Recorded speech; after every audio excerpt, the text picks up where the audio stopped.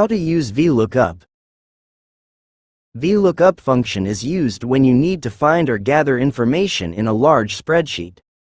For example, these cells need data from another sheet or Excel file.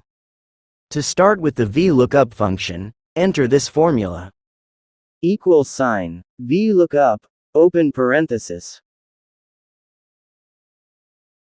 Then locate the lookup value, which is the unique data that you want to search, which is the column of name of the students. Just click the first cell under that column.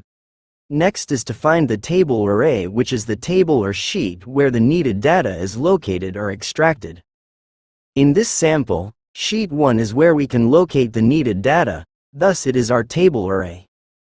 Remember the data from lookup value. In this sample, it is the name of the students.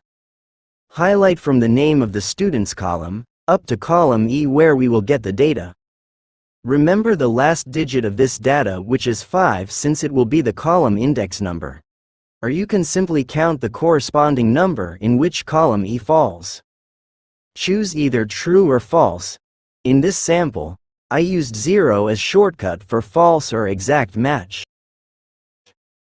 Type the close parenthesis and press enter.